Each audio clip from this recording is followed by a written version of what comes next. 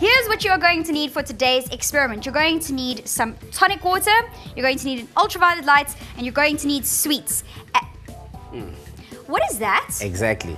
The thing is that, last week's show, Simon was here and he was chilling with you girls, conducting an experiment, and I got a little jealous, so I wanted to show you that I've got skills of my own. Oh! So for my experiment today, you're going to need a bottle, some oil. You're actually going to need a lot of oil, so ask your parents before you actually just take their oil. Rate the kitchen. You're going to need a glass of water, effervescent tablets, food coloring, and a torch. Okay, seeing as though your list is so much longer than mine, I'm gonna let you do your experiment first. Okay, let me do that. Now, first of all, guys, you must understand that you must put plastic over any surface that you're working on so that you don't create too much of a mess. Now, what we're first gonna do is gonna take the oil and we're gonna put it into the bottle like that. Okay. All right, I hope I don't spill. I also hope you don't spill. But guys, if you want to conduct this experiment at home, you can also actually just use a funnel just to facilitate the pouring of this liquid a little bit more easier. Okay, so you filled it 3/4 of the way. Yeah, 3/4 of the way. And we're going to fill it up with water now. Okay. Be careful with that. Careful. Oil and water aren't friends. Exactly, they don't mix. Ooh. Woo, spillage. That's why you need a funnel to do this a little bit more better. But I think you're doing a good job so far. Okay, cool. There you go, I think you got it now. There we go.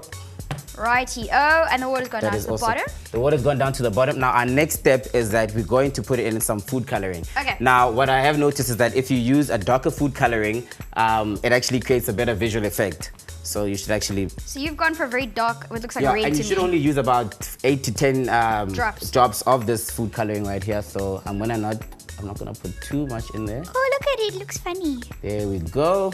Yeah, that looks good. Okay, that looks good. Okay. And our next step, we're gonna put in our effervescent tablets now. Can you hold out your hand for me? Okay, am I playing your assistant for a change now? Yeah, definitely. This is fun. And now what do we do? Now, as you add in the effervescent tablets, you'll realize that the substance will begin to bubble a little bit, and you're actually supposed to leave. Oh, cool! Look at that. Can you see that? Look at that. Even changing color. Right there. And you're actually supposed to let it bubble and just continue the process till you obviously don't have any more tablets to put into the mixture. Okay, let's keep going. I hope that we... Whoa. Have you been counting? Okay, no, I'm fascinated. There we go. Oh, look at that! There we go. Can we see? It looks like a little lava lamp. Yeah, because you can see the bubbles and the goo starting to form at the bottom. There we go. And we've got a mini lava lamp. And let's do this. Let's wait for it to boil a bit, but can you look how cool it is already? That's very cool. I like it. This is quite an experiment, Erin. I don't know how you're gonna top this. Mine's not that cool. I hate to admit it, but mine's so simple. Okay. And all you've got to do, but you can put just down and watch mine now, okay? So all you've got to do is take some tonic water, and you are simply going to pour it into a nice little vessel, just like this. This is very simple, actually. I can see that. There we go. Okay. Now, what we're going to do is ask that the lights go off, please. And while we do that, tonic water glows in the dark, and that's basically because it contains an ingredient called quinine. Now, quinine is a natural substance. It's used in curing fevers and a whole bunch of medical treatments, and it occurs in tonic water. I like this whole, horror movie type vibe we've got going on.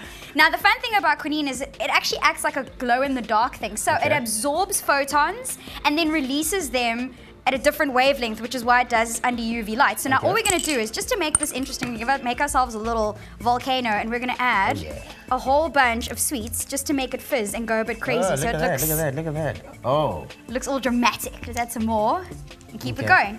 And that is how you make water glow in the dark. Look at that. And Erin, you can only use tonic water for this experiment? Yes, you can. Tonic water has quinine in it, so it works really well under these circumstances. And that's today's experiments.